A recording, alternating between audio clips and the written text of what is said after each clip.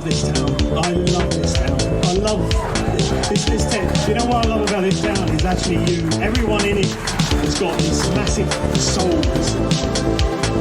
We're Luton people, and that's what we care about.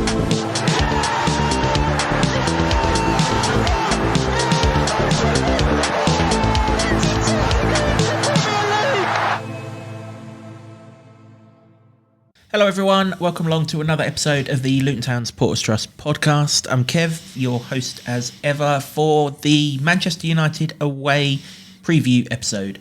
Joining me for this one is the Lutonian journalist James Cunliffe and Town fan Dan Barratt-Davis. Gents, I trust you both well? Yeah, flying after Sunday. Yeah, looking forward to this one. Yeah. Living the dream. Okay then, yes, Old Trafford. We spoke a couple of weeks ago about Villa Park and its iconic levels of stadium. I don't think there is more iconic than Old Trafford is there. I mean, they call it a theatre of dreams. Not been much dreaming going on this season, it has to be said. But a nightmare for them, really. Fairness. But I mean, you know, when you're promoted to the Premier League as Luton, and I joked last week, didn't I, that the only Merseyside football we could dream of 10 years ago was Southport. Well, the only Manchester football 10 years ago were Hyde United, and it's just a bit different, isn't it? It is, but I grew up in the 90s in Luton, where most of my school were glory-hunting Man United fans. Yeah, same here, They mate. caused me and my entire 90s no end of upset, and I'm looking forward to this possibly reversing the tables. Well, that's the thing, isn't it? I mean, obviously, we've just played Liverpool down, huge club. Yep. But in terms of size, if not in terms of historical achievements, certainly recently they are probably the biggest club in the world in terms of everything about them. Yeah, top to bottom, the club is huge. You say Manchester United, everybody knows who you're talking about. It doesn't matter what part of the planet you're on. Everybody knows who they are. Everybody knows a bit about their history, whether you grew up watching the likes of Cantona, Beckham, Mark Hughes, go back to Bobby Charlton, Georgie Best, etc., the Busby Babes and that, or whether you go back, go 10 years ago with Ray Fernandez, Vidic and etc., Giggs. You know, everybody knows who Manchester United are. They're a huge club, the biggest club in the world, and they've won a lot of trophies. Like James said, you know, they won bloody everything when growing up, and I'll be honest, you couldn't really help admire that, and you can learn a thing or two off people like Sir Alex Ferguson, with a huge amount of jealousy that we can't match that. But here we are now, going head to head with the biggest club in the world. I have to say, I had a massive flash of Ron Manager from the Fast Show then when you were reeling off Manchester players like, gigs, isn't it? Football, jumpers will go first. Giggsy, isn't it? Indeed, yeah. That wasn't the intention, I'll be honest with it. I don't remember it. Unlike Liverpool last week, most recent meeting with Manchester United is a lot more recent. The Carabao Cup game during the COVID season, which was 1-0 for large parts, and then they brought Rashford on to score 2 late goals, didn't they? Made it 3-0. But we weren't disgraced then, and I would wager that Man United side better than the current one, or performed better than the current one, and we're definitely better than the Luton version that night. So does that bring it all together? I think so. They were in finer fettle than they were back then, and they didn't have 10,000 Luton fans shouting at them. So, it won't be 10,000 at Old Trafford, will it? But it should be, because the ground's bloody big enough. But we'll make enough noise for 10,000. Don't worry about that. I'm sure Tony was there trying to put his 10p across to him. Bless him. Yeah, I think the time is nigh for Luton to go up there and cause a bit of an upset. And is that in itself a concern, though? As in, people are actually talking that, do you know what, I can see Luton getting an upset up at Old Trafford, whereas 6 weeks ago you'd be like, don't be so fucking stupid, you know? But now, because of the way Man United have started the season, because of this narrative about them being in crisis, yeah, I do. And because Luton are improving, is it a dangerous thing to think, oh, we can actually get an upset there? Or are we better off thinking we've got no chance and seeing, you know, just hoping that we deliver something on the day? No, I don't think you should shy away from being positive about it. I mean, to put it in context, their crisis is just the fact that they've lost 8 of the first 15 games of the season. Or was it 16 now? And they almost drew at the weekend, but for a very last minute winner by Fernandez. I mean, you'd take that as a crisis, wouldn't you? But I understand it's Manchester United and they feel like they should be winning everything, even though they don't win anything anymore.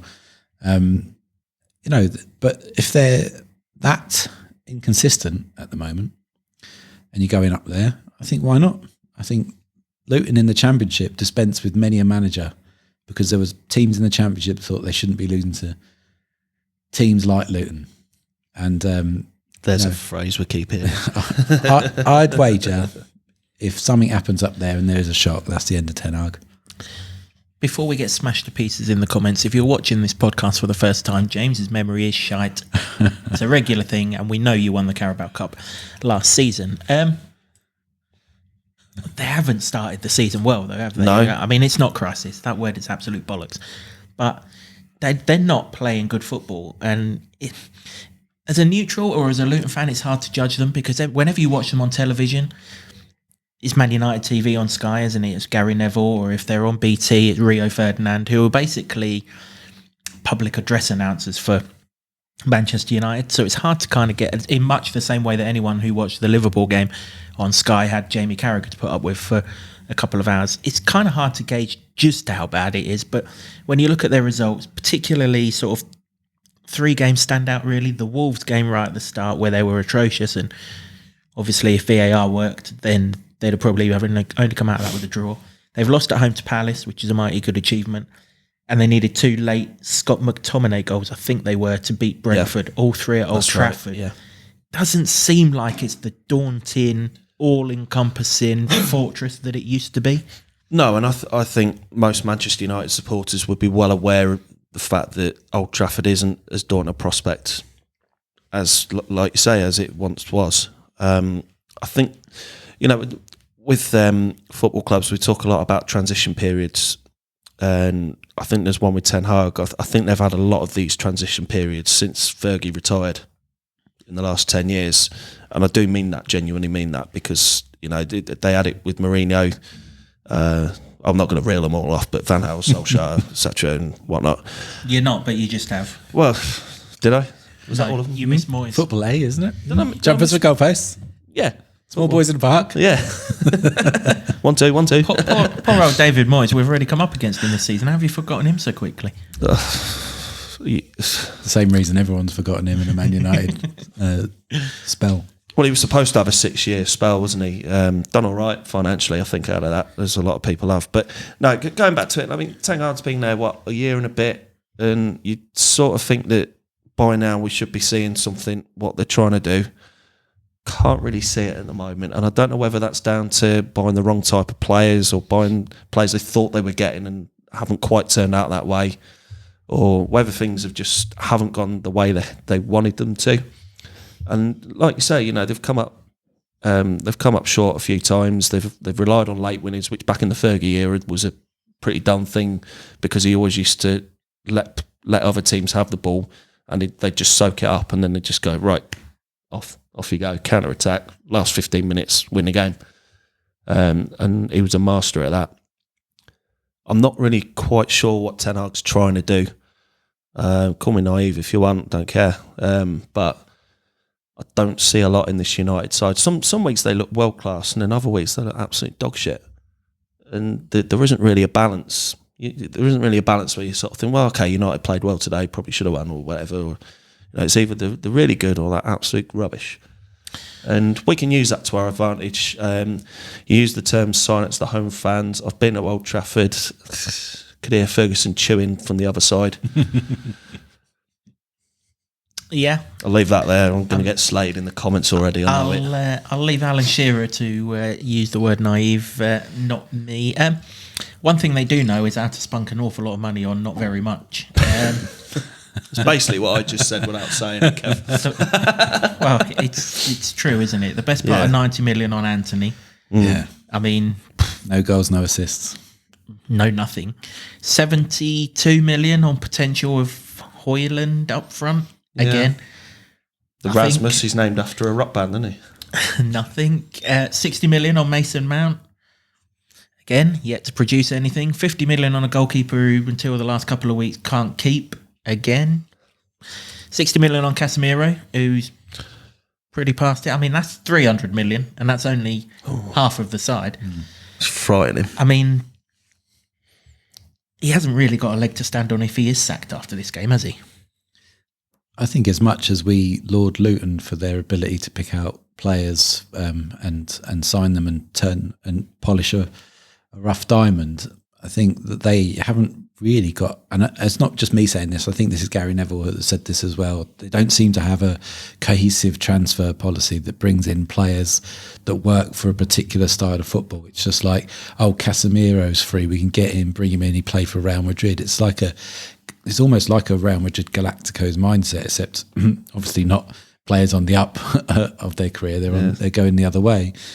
And it just hasn't worked. And I think that that's a sort of stark mirror reality of the two teams that are going to face each other.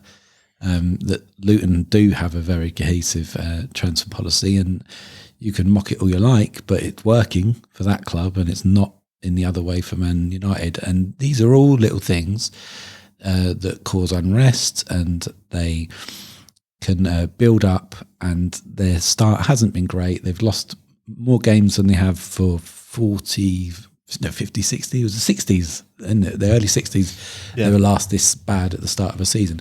Comparatively speaking, I must admit, and because I wouldn't mind being the bottom half of the top half of the table. So that'd be decent. But they're all things you can play on when you go up there and cause a bit of uncertainty. And we've just seen what Luton can do against Liverpool if they can replicate similar, because Man United probably will still have a lot of the ball. They'll be at home as well. If you can do perform similarly and hit them on the counter at the right times and cause them a lot of problems that way, then it could set the cat amongst the pigeons.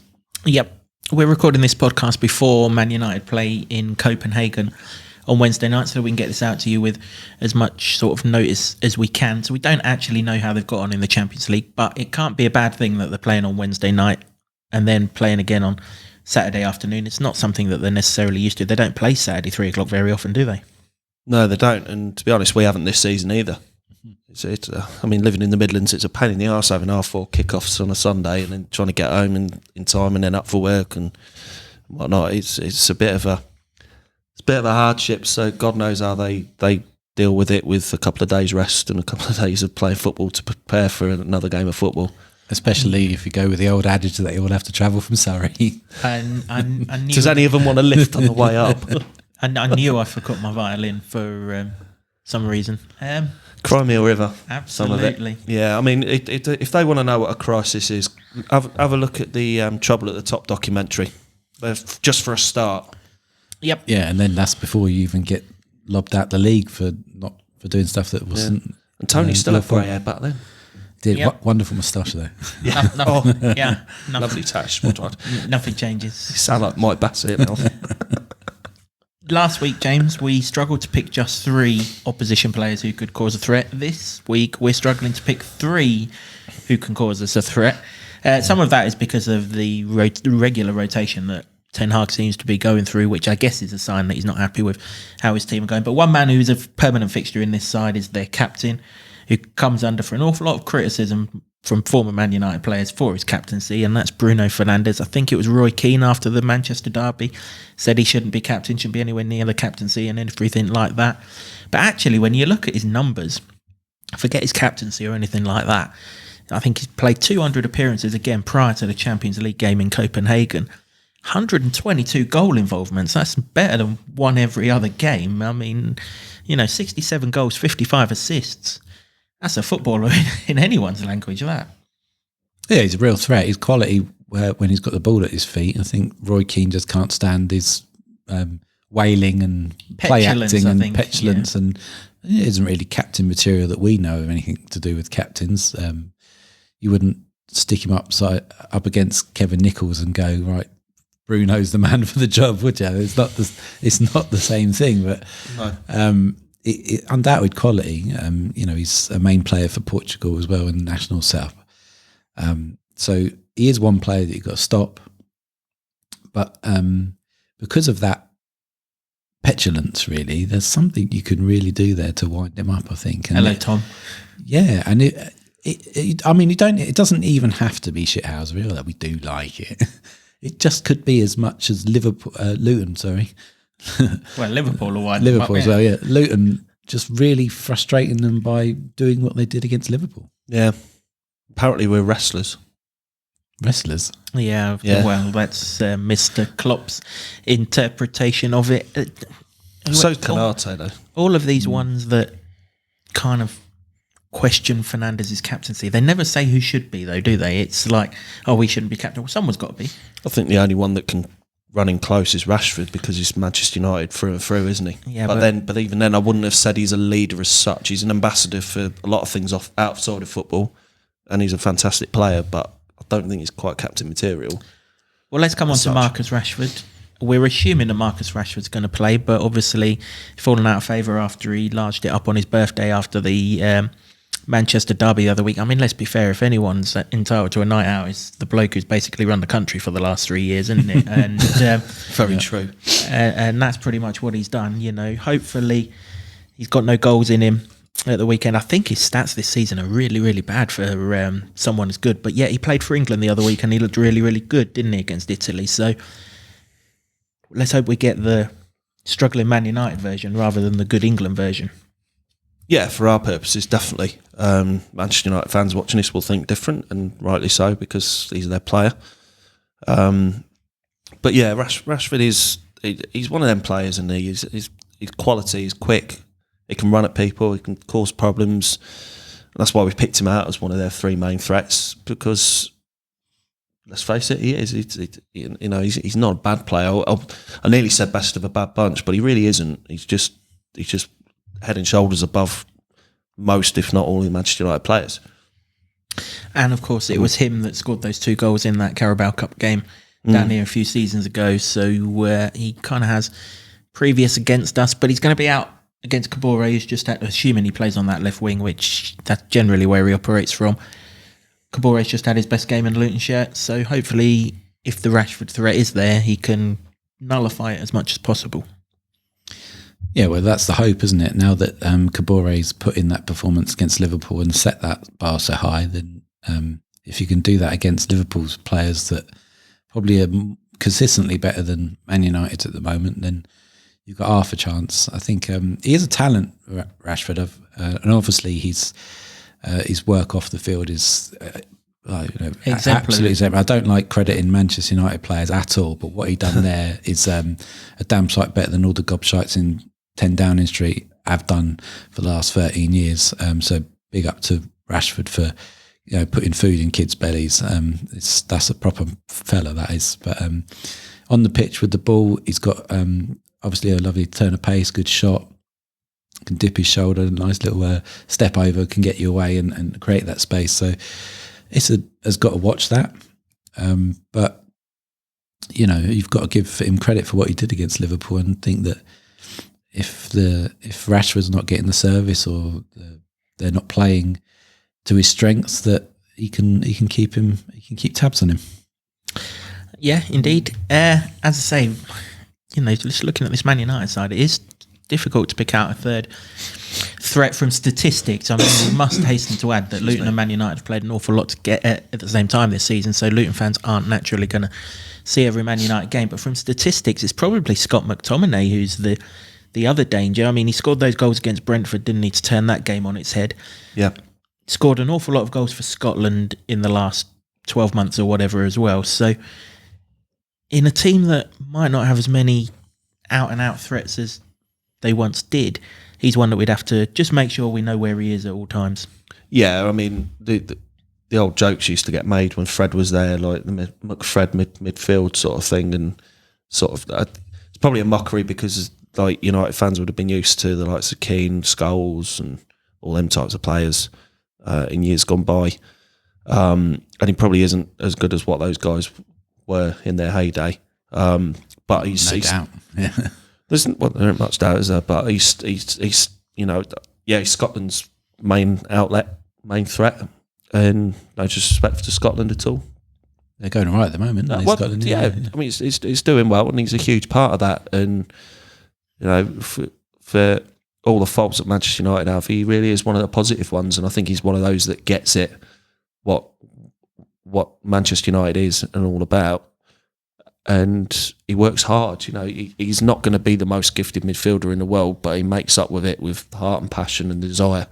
And you need that in a football club. It doesn't matter who you are. You can have all the billions of pounds in the bank, throw it at whatever players, but unless you've got a core of people like your Rashfords and McTominays, you've got nothing. I suppose what you're talking about there, though, is players that have come up and they've lived and breathed.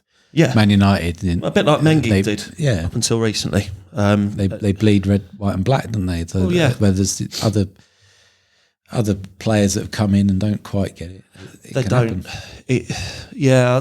I think a lot of players in the past would go, well, yeah, all right, I'm a top player, I should be at a top club. Oh, Manchester United are interested, I'll just go there and whatnot. And you can have all the world class players in a team. And I remember this from Real Madrid when they had Zidane, Figo, Beckham, Roberto Carlos, Ronaldo, etc., etc. And they went bugger all because they chopped and changed the manager about 5 times in the first couple of years, and it was all a bit out of the window. And there's a similar thing with Manchester United there. I wouldn't say they've got players like Figo and Zidane, for Christ's sake, but they're signing players that are supposedly world class that we haven't seen from it. And I don't know whether that's down to Ten Hag not being able to get the best out of them, or whether they've chopped and changed, or I think a lot of it is to do what's going on off the field, because there's this huge takeover that hasn't happened, it's supposed to happen, and whether the Americans are going to sell up or not, and there's all sorts of problems going on off the field, Old Trafford falling apart, etc. So there's players that are coming in and not quite getting it, and people like McTominay are sort of the glue that holds it together, if you like, that you're all right, I'm not the best player in the world, but I play with a lot more heart than any of you fucking lot. So let me do my thing. And he does, and he's showing them up. He did against Brentford. He came on, scored 2 late goals. And he often does pop up with a goal here and there when Manchester United most need it. You're convincing me that we might have a chance here. That is for sure. It'll be interesting what the boys think for their score predictions at the end of this podcast, as always. Just to go back to Bruno Fernandes. Fernandez has already done us a touch, hasn't he, with that winner against Burnley, absolute corking volley in the bottom corner. So hopefully that's the end of him helping us for the time being. That's it for Man United. We've given them the respect that they do deserve for everything that they've achieved historically. This is all about Luton, though. Any team changes for Saturday? Do you see any team changes? Again, we're recording this podcast before Rob does his pre-match press conference on Friday. I'm guessing the questions will be around Chio Ogbeni and his hamstring. We're hoping that he's okay. If we go on the assumption that he is okay, are you seeing any team changes? It's a tough one for Rob on this occasion, because ordinarily you'd say no, but Chong was good when he came on. He scored the goal, obviously, but he had that bit of pace, and in the way that Luton were playing, which was on the counter and trying to burst out, he had that with him, and he seems to have sort of hunger in his belly as well. He looked like it. Fueled by being released by them as well? Yeah, I mean, potentially. I mean, I did ask him when I spoke to him after the Liverpool game, and he was very magnanimous about it and not giving very too much media trained, wasn't it? It was a good chat, actually, but I just sort of a cheeky little question about, are you looking forward to it more because it's Man United, and that's where you came up, and obviously you've got a lot of respect for him, but you can't tell me that any player that has been released and has had to go drop down a league to come back and then finds themselves on the same pitch as the team that they've come up through the ranks. You can't tell me they haven't got extra motivation and they want to do something there. It was the same question about Barkley, albeit he doesn't play for Liverpool, but as an Evertonian, arch enemies, does he have extra motivation? And obviously the answer came back: if you're not motivated for these games, then what's wrong with us? Sort of, I'm paraphrasing Rob Edwards, he didn't say that at all. He put it much better. But it's got to be a factor. And I think, the way he's done in cameo performances, Chong, in the last couple of games, is similar to what Barkley was doing and Andros Townsend was doing in cameo performances, coming off the bench and then to get a start. And I think if you're being consistent, then there's a good shout for him to get in. Now, where he comes in is a different matter, isn't it? That was going to be the next question, wasn't it? Yeah. As much as we'd like to play 12 in this game. Yeah, I mean, Normally at Old Trafford, you'd be asking for that as well. yeah, I think the simple answer, now I've given you that long spiel, is that no, the team stays the same. I hope you enjoyed that 5 minutes of the podcast. Then that is for sure. What about you, Dan? Do you see any team changes? No. There you go. Next. No, I think on Chong that you're saying there as well. Normally, like you said, with Townsend and Barkley, they're working their way towards the 90 minutes and ultimately going to start. I think the reason for those guys coming in and starting is, like we said in the Liverpool review, was their experience. And Chong doesn't, with the greatest respects to Chong, he doesn't really have that experience yet. And I feel like for now he's best served coming off the bench for the last 20. I think that's an interesting point, actually. Yeah. I'd go with that, actually. That's probably... I think that'll be Rob's thinking. And it's nothing against Chong, because I always believe if you come off the bench and score a goal, you've more or less deserved to start. But then you go back to the old Solskjaer argument where he spent 12 years on the bench at United, coming on for 20 minutes and coming up with a winner here and there. And I don't think Chong will earn the super sub thing. I do think in time he will earn a place in the starting 11, but I think for now you've got to sort of use him and use him wisely, because I've seen him start games and not really have an effect, whereas if he's on for half an hour or 20 minutes at the end, he seems to have more of an effect and he seems a bit more hungry and thinking, right, I need to earn a start. And when he does eventually start, I'd like to see him play with that same hunger, and I don't really see it as such. And it's not a criticism, it's more constructive than anything. I don't think it's a weakness he's got. I think it's just learning and the experience. Like we said before about Championship players stepping up to the Premier League, he's still really doing that. He's one of those that's still doing that. So, barring any injuries, I don't expect a single change at all. Yeah, you sold me on that, to be fair. I think that's a good point. As I say, we are... It's obvious to me.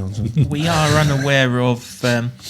Chio's availability at the time of recording, but I mean, if he's fit, he starts. The vibes are that it wasn't too bad against Liverpool, and they took him off at the right time, as they so often do when they see players with injuries. So, well, they look after them, don't they? We've got the players to do that, so we sort of, we've got the players to do it. If somebody needs to come off, we've got a like for like. 9 times out of 10, we've got a like for like and come in and just fill the gap. Yep, it's mad actually that he played so well. Carlton got a great performance as well, and you wouldn't normally take these players off in seasons gone by, would you? And when they've come off, it's not. I'm not worried about it. I'm like, well, the players that are coming on, they got something to prove as well. Yeah, I think it's good. Squad depth, we're lucky. Yeah. I used to say in the last couple of years in the Championship, I've said it a few times to you guys. I don't care what the 11 is or what the squad is. Whoever comes on is going to give 100%. And all right, we're at a different level and the expectations aren't quite as high now. But people are still coming in and doing the job, and I'm getting to that point again. Whereas at the start of the season, there was a couple of players I thought, maybe they need a little bit more working with to get them up to speed, and you've got players that needed fitness and stuff. But we're starting to see a team now that sort of looks after itself a little bit. Doesn't matter who comes in, they'll just do a job. And that's all we ask. So we've picked out 3 Man United threats, potential threats from the game. How do we hurt Man United? Usually you'd say give the ball to Chio and go. But I think it's fair to say Aaron Wan-Bissaka is probably one of the best one-on-one right-backs in the league. That's not to say he'll match him for pace, but he's smart enough to know where and when and how to kind of handle him. So maybe we need to target elsewhere on the pitch. Switching the other side and go Amrabat. Well, it'd be Dallo the other side, wouldn't it? Would it be Dallo? I don't know. Yeah, even said that though. You still give him a go and go run at him and see what happens. Yeah, and if he hits a brick wall, then you. And if not, so much of he did it to Trent though, you know. Yeah, exactly. Trent's not a mug. He's not a right back, but he's not a mug. He's more of he's better attacker than he is going back. And he gets away with it because of how they. This way's the other way around, isn't it? Wan-Bissaka's better at the back than going forward. Yeah, but I mean, so much of what Luton do well comes down the left, and that's not just Chio, that's Doughty as well. So it is a major strength. You'd expect people to target that and say that is where that's their outball and that's where they're going to hurt us. But it's one thing saying it and then you have to stop it. And, you know, if he's playing, if his hamstrings are fine, and he's absolutely flying, you just got to give him the ball and get him do some damage. It's like old school, John Barnes when he was playing for Liverpool. Just give him the ball and see what we can do. I guess the positive is that at Old Trafford, he's not going to be short of space to go past Wan-Bissaka, is he? Huge pitch. Push it past him and let's see what you've got, sort of thing. Where Luton can hurt Man United, though, and I'm really looking forward to this, is right through the middle of the pitch. There's no Casemiro for this game. He's been ruled out for at least a month, so unless they're telling Porkies, he won't be playing. So the two holding midfielders, or if they play two holding midfielders, they usually do, is going to be McTominay and Christian Eriksen.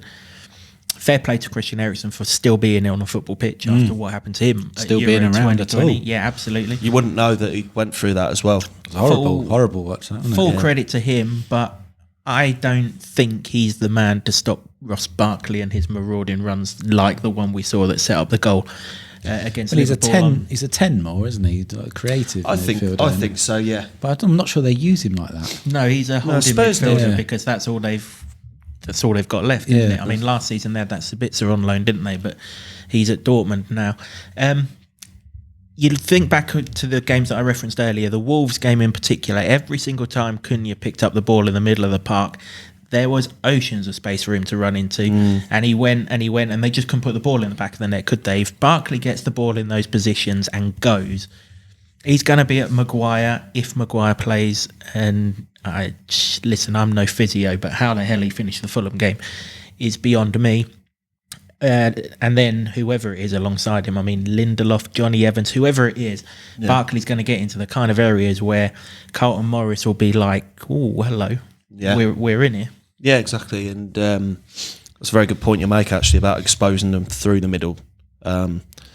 Years gone by, it didn't happen, And it wouldn't happen just if didn't, because Casemiro Roy Keane would just end your career. I'd be very unapologetic about it. Yeah. But it wouldn't happen if Casemiro was there. No, it wouldn't. That injury is really big in comparison with the fact that our best player literally is where Casemiro just vacated the spot. If you're talking key three players, like you said earlier, we kind of struggled. Obviously, with Casemiro being out injured, that rules him out of that equation. So and takes his set piece threat away because he often gets on the end of a set piece as well. Yeah, and he's not a mug either. And like you say, he's played for Real Madrid. He's won everything. Oh, he's a Brazil international, isn't he? Of however many caps. Yeah, I think he's top class talent. I don't think he's world class talent anymore. No, he's top class. Top class. Yeah, I think so. He's the kind of next tier down. Yeah, just sliding down the ladder a little bit. Yeah, but it's where we can hurt them. No, absolutely.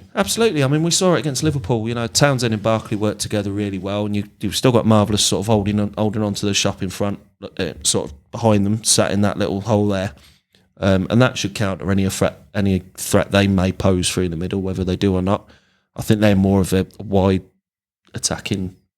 I think they sort of use the inside forwards a bit more than they go through the middle, because I don't think they've got the pace to go through. I mean, McTominay's got a habit of sliding into those gaps like we spoke about earlier when he pops in with late winners. But in terms of us attacking, Barkley and Townsend working really well together, like we've said about their experience and their know-how and the quality that those guys possess. And I'm pretty sure they've played at Old Trafford a number of times, and they sort of know how to sort of get at them and sort of cause problems. And I think they'll do that. And, we could see a similar score to what we saw at Kenilworth Road the other night. Is that important? Dare I suggest that? We'll get to that in a minute. Is that important though? Barkley, Townsend, Mengi, Chong, they know Old Trafford. It's not going to be daunting to them. They've played there God knows how many times. They know what to expect and everything. So the fact that we go in there with four players who'll be comfortable, if Chong starts or even if he doesn't start, he'll still be comfortable. Is that big for us? Of course, that's why you add experience to your team, isn't it? And that's why the Premier League experience that we saw against Liverpool from Townsend and Barkley in particular was what made us purr so much about that performance. And Yeah, it could be an intimidating atmosphere. I don't think it is at the moment, but that's not to say that it couldn't turn that way if they get their tails up slightly. But it works the other way, doesn't it? I mean, absolutely. Did you see that Newcastle tweet halfway through the Carabao Cup game that the attendance is 72, that blah, blah, blah, blah, or at least it was, it's not now. Yeah. Well, I mean, that's the sort of place that Manchester United are at the moment. Their fans expect everything, and if they don't get everything, if they don't get Luton take the lead. Yeah, I mean, this is the ultimate teams like Luton match, I think, because you have so many of these. What are they called? Social media influencers. They're all from Man United, aren't they? Because they're all after Jesse their Lingard's lives. a biggest There are one. so many pillocks doing it for Man United. I would love it. Love it. I'm not Kevin All Keegan. right, Kevin Keegan. But I would seriously love it if we took the lead just to see their... Even if You've they, said that, we've even if they absolutely come back, bottled it. even if they come back and get something from the game, I'd love to see the reaction of these idiots. well, yeah, I mean, they'll all be out in force this week as well, saying that we should batter these lot at Luton because Be another they're 3-0 nothing, fight. you know. I mean, even if they've won 5-0, they've lost in their eyes, haven't they? Yeah, I mean, they think that they should They've got absolutely nothing. turn Luton over, and no team so far has. It's been very tight. I mean, you could say that Aston Villa was the most that happened in that regard, and fair play to them. They were the best team. They're the best team I've seen as players. Best team on the day, yeah, and this season, in fact. But I don't see this Luton team rolling over like Sheffield United did. I really don't, because, and we talked about in the last podcast, goal difference could be so key. Right now, goal difference is why we're out of the top three because of that late Liverpool goal. And it's not close. Goal No. difference. I'm not saying that we can afford to lose 5-0, but we could, and we would still be okay on goal difference. Yeah, but there is a right gap in that goal difference. It is a point. It's not. Yeah, it's worth. It's worth extra. It's worth extra points. They're always worth an extra point. It's survival stuff that, and I think that Luton know that, and it's. I think it's not in their DNA and their makeup to roll over anyway. But I think there's extra significance. They would have been told that you've got to go right to, and it's what we've seen. Luton go right to the end of the games. But it could be so valuable to Luton at the end of it. Yeah, really could. That time then, score predictions, as we always finish the podcast with score predictions. As you weren't around for the last preview, Dan. No. What do Luton get from a trip to Old Trafford? A first league trip in over 30 years. First trip of any kind in over 30 years. No idea. Well, we're glad we invited you on. We know that you've got no idea, but what about score prediction? I've no idea of anything really. That's probably true. I don't know. I keep thinking in my head that they'll find a way and get the 3 points off of us. And realistically, you have to say that's a possibility. I don't think, I do think the first half's going to be really, really key for us. In many ways, like it's been in previous weeks, Villa at the Liverpool game, Tottenham. We've spoken a lot about that. He's doing his best to put this off, isn't he? All right, look, you want me to just say a quick score and then just move on? Oh, you just want to go home. I'll just make this last out now. 1-0. James? 1-0. 1-0 Luton, I think, yeah. Ooh. Yeah, I fancy it. I really do fancy this. I think I owe you a beer if that happens. Imagine the first clean sheet of the season coming at Old Trafford. Just to beat them in any score, I mean, would be great. But a 1-0 clean sheet, classic 1-0. Mengi keeps a clean sheet on his return to Old Trafford. You'd absolutely love to see it. Imagine if he scores the goal, though. If any of those things come true, just imagine drinking in the tears of Man United fans all week long because of that. This is what you go up to these big games for, isn't it? The hope of that. I do think that if everything's on, if everything goes right for them, they'll beat Luton. Yeah. But as with Liverpool, if they're not at their game, if they make some mistakes, if they fluff a couple of chances, things don't go their way, the crowd gets on their back a little bit, Luton going to be in there. And I think as we edge closer to Christmas, Garth Crooks is going to have to start buttering his bread and preparing to eat those words. Well, he was a pillock at the start of it anyway, wasn't he? He always has been. I want his contact details. I want to send him a Christmas card. I really do think Luton can get something out of this game. Yeah, I think so. What's your prediction, Kev? We've won our only away game the only game we've won this season has been 2-1. That's the score that I can see. Yeah, I can see that landing on Saturday afternoon. I don't know if we're going to take the lead or if we're going to do what we do and come good in the second part of the game. But whatever happens, I can see Luton going there with nothing at all to lose and plenty to gain. And it is kind of a free hit without it being a free hit, in a way. Don't tell Rob, he doesn't like that word. I know you don't either, that's why I said it. It's not now though, is it? No, it's not a free hit because every game that we can get away from these bottom three, this is one of them. Arsenal play Burnley on Saturday. Could easily get 3 points away from them. I've not checked all of the other fixtures just yet, but I know that one's one of them. 2-1 Luton, and I cannot wait. Listen, Chong and Mendy score. That would be absolutely lovely.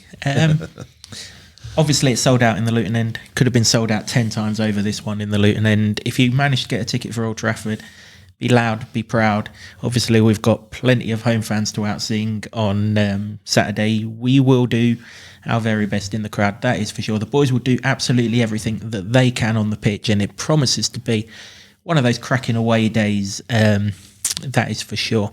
That's it for this episode of the podcast. My thanks to James and Dan for joining me, to you for watching or listening, however you've consumed this podcast. Of course, to the Hightown Club for hosting this podcast, to Sean Grant and the Wolfgang for all of the intro music that you heard at the beginning of the podcast, and to Ed Smith Creative for all of the designs and every video that you see that's not of us three. Liam Smith has filmed that for us, and we regularly forget to thank him. So thanks very much for doing that for us, Liam. Until next time, which will be the Manchester United Review podcast, which is back to being out on a Monday next week. Thank you very much for watching or listening, and very, very much come on, you Atters.